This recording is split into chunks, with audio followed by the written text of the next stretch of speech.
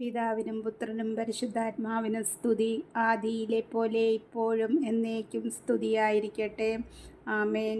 കർത്താവായ ഈശോനാഥ, ഞങ്ങളെയും ഞങ്ങളുടെ കുടുംബത്തിലെ എല്ലാ അംഗങ്ങളെയും ദൈവകൃപയാൽ പരിപാലിക്കുകയും ഞങ്ങൾക്ക് ആവശ്യമായ ആഹാരപാനീയങ്ങൾ നൽകുകയും രോഗങ്ങളിൽ നിന്നും സംരക്ഷിച്ചും മടുത്തു പോകാതെ വണ്ണം പ്രാർത്ഥിക്കുവാനുമുള്ള കൃപകൾ എല്ലാവരോടും സ്നേഹത്തോടെയും സന്തോഷത്തോടെയും ആയിരിക്കാനും അവിടുന്ന് തന്ന കൃപയ്ക്കായി നന്ദി പറയുന്നു. കർത്താവേ, ഇന്ന് പ്രഭാതം മുതൽ ഈ രാത്രിയുടെ യാമം വരെ ഞങ്ങൾക്ക് അവിടുത്തെ കരുതലും കൃപയും അവിടുന്ന് ഞങ്ങളെ സംരക്ഷിച്ചതിനായി നന്ദി പറയുന്നു. കർത്താവേ, ഇന്ന് ഞങ്ങളിൽ നിന്ന് അറിഞ്ഞോ അറിയാതെയോ വന്നു പോയിട്ടുള്ള ചെറിയ പാവമാണെങ്കിൽ പോലും എൻ്റെ ഈശോയെ, ഈ രാത്രിയിൽ ഞങ്ങളെ അവിടുത്തെ തിരുരക്തത്താൽ കഴുകി വിശുദ്ധീകരിക്കണമേ അപ്പ.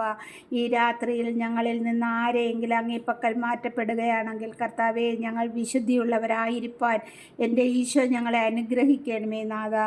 കർത്താവേ, ഞങ്ങളിതാ ഉറങ്ങാൻ പോകുന്നു നാഥ. ഞങ്ങൾ ഉറങ്ങുമ്പോൾ ഒരു അന്ധകാര ശക്തികളോ ഒരു പൈശാചിക തന്ത്രങ്ങളോ ഒരു വിഷജന്തുക്കളോ ഒരു പ്രാണികളോ ഒരു കള്ളന്മാരോ കർത്താവെ ഒരു ദുഷ്ടശക്തികളോ ഞങ്ങളുടെ ഭവനത്തെയോ ഞങ്ങളുടെ അടുത്തോ കൂടുവാനിടയാക്കാതെ വണ്ണം എൻ്റെ കർത്താവെ അവിടുത്തെ ദൂതഗണങ്ങളെ കൊണ്ട് കാവൽ നിർത്തി ഞങ്ങൾക്ക് ചുറ്റും കോട്ട കെട്ടണമേ എന്ന് പ്രാർത്ഥിക്കുന്നു ഈശോപ്പ.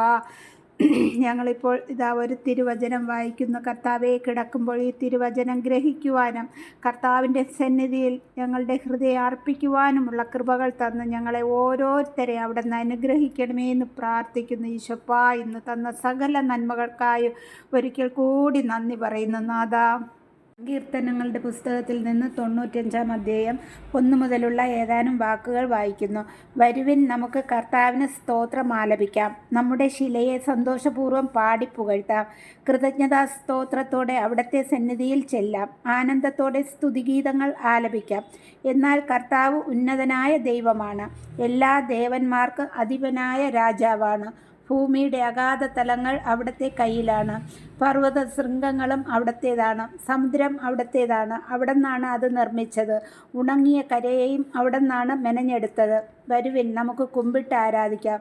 നമ്മെ സൃഷ്ടിച്ച കർത്താവിൻ്റെ മുൻപിൽ മുട്ടുകുത്താം. എന്തെന്നാൽ അവിടുന്നാണ് നമ്മുടെ ദൈവം, നാം അവിടുന്ന് മേയ്ക്കുന്ന ജനവും അവിടുന്ന് പാലിക്കുന്ന അജഗണം. നിങ്ങൾ ഇന്ന് അവിടുത്തെ സ്വരം ശ്രവിച്ചിരുന്നെങ്കിൽ മെരീബായിൽ മരുഭൂമിയിലെ മാസായിൽ ചെയ്തതുപോലെ നിങ്ങൾ ഹൃദയം കഠിനമാക്കരുത്. അന്ന് നിങ്ങളുടെ പിതാക്കന്മാർ എന്നെ പരീക്ഷിച്ചു, എൻ്റെ പ്രവൃത്തി കണ്ടിട്ട് അവർ എന്നെ പരീക്ഷിച്ചു. കർത്താവിൻ്റെ വചനം. ആമേൻ.